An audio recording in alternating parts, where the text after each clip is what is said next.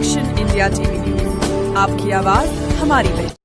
वडकी येथे ग्रामपंचायत कार्यालयाची नवीन इमारत ही जुन्या जागेवर करण्याकरिता इतर मागण्यांसाठी वडकी येथील 3 ग्रामस्थांचे आमरण उपोषण। वणी विधानसभा क्षेत्राचे आमदार माननीय श्री संजय देरकर यांनी मध्यस्थी करून सोडवण्यात आले। आमरण उपोषण राळेगाव विधानसभा क्षेत्रातील सोडले, मात्र वणी विधानसभा क्षेत्रातील आमदार संजय देरकर यांनी मध्यस्थी करून सोडले। ग्रामस्थांमध्ये राळेगाव तालुक्यातील पदाधिकारी यांच्या विरुद्ध संतापाचे वातावरण। वडकी येथे दिनांक 22 जानेवारी पासून वडकी ग्रामपंचायतीची नवीन इमारतीचे बांधकाम हे जुन्या जागेवर करण्याकरिता व इतर मागण्यांसाठी वडकी येथील 3 ग्रामस्थ आमरण उपोषणाला बसले होते। मात्र 5 दिवस होऊन सुद्धा एकही राळेगाव विधानसभा मतदारसंघातील पदाधिकारी यांनी भेट पण दिली नाही। शेवटी सदर उपोषणाची दखल घेत सामाजिक बांधिलकी जपत अखेर 6व्या दिवशी वणी विधानसभा क्षेत्राचे आमदार माननीय श्री संजय देरकर यांनी उपोषण मंडपाला भेट देऊन उपोषणकर्ते यांच्या मागण्या समजून घेऊन सदर प्रशासनातील तहसीलदार अमित भोईटे, गटविकास अधिकारी राळेगाव केशव पवार, सरपंच, उपसरपंच, सदस्य, सचिव व ग्रामस्थांशी सविस्तर सकारात्मक चर्चा करून उपोषणकर्ते यांच्या मागण्या समजून सांगून प्रशासनाकडून लेखी आश्वासन देऊन अखेर वणी विधानसभा क्षेत्राचे आमदार माननीय श्री संजय देरकर यांच्या हस्ते तहसीलदार राळेगाव, गटविकास अधिकारी राळेगाव, वडकी, सरपंच, उपसरपंच, सदस्य, वडकी गावातील प्रतिष्ठित नागरिक तसेच शिवसेनेचे पदाधिकारी यांच्या प्रमुख उपस्थितीत आमरण उपोषण सोडण्यात आले। उपोषण राळेगाव विधानसभा क्षेत्राचे मात्र सोडले वणी विधानसभा क्षेत्राचे आमदार माननीय श्री संजय देरकर यांच्या मध्यस्थीनेच।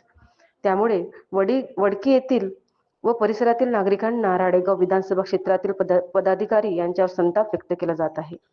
मुख्य संपादक विनोद माहुरेसह राळेगाव तालुका प्रतिनिधी अरुण जुमडे। छत्रपती शिवाजी महाराज घटनेचे शिल्पकार भारतरत्न बाबासाहेब आंबेडकर यांना त्रिवार वंदन करून आज वडकी येथे होत असलेल्या उपोषणाबाबत या ठिकाणी उपस्थित असलेले या राळेगावचे तहसीलदार, बीडीओ, सचिव, सरपंच, उपसरपंच, सर्व सदस्य, या गावातील सर्व प्रमुख पदाधिकारी, या गावातील सर्व प्रतिष्ठित बंधू भगिनी आणि माझ्या युवक मित्रांनो, आज गेल्या 5 दिवसापासून या ठिकाणी उपोषण आजचा 6वा दिवस। या तिन्ही मुलांनी हेमंत रामभाऊ कडू, अमित पुरुषोत्तम मुताने आणि सौरभ राजेंद्र इंगोले हे 5 दिवसापासून या त्यांच्या 5 समस्या घेऊन या ठिकाणी उपोषणाला बसले। आज त्यांची सांगता आहे। आज या ठिकाणी सर्वांनी बसून हा निर्णय घेतला आहे की ग्रामपंचायत याच ठिकाणी होती। या ठिकाणी जे काही टावर आहे ते टावर काढल्यानंतर टावरसाठी आपल्याला पाठपुरावा करावा लागेल। त्या टावर्समुळे आजूबाजूच्या घरांना सुद्धा त्रास होत आहे आणि ग्रामपंचायतला बांधासाठी सुद्धा त्रास होत आहे। म्हणून आपण तो पहिले प्रस्ताव घेतला की हा टावर या ठिकाणून बाहेर गेला पाहिजे। त्यासाठी BSNL ला पत्र लिहून 8 दिवसाच्या आत यांचं पाठपुरावा करून त्यांची जे काही अग्रीमेंट असेल ते अग्रीमेंट पाहून आपण तो इथून तात्काळ कुठं बाहेर कसा स्थलांतरित करता येईल किंवा त्याला डिसमेंटल करता येईल हा प्रस्ताव या ठिकाणी 8 दिवसात करायसाठी सांगितला आहे। हा पहिला मुद्दा होता। दुसरा मुद्दा होता त्यांचा गावात अतिक्रमण नियमाकुल करणे।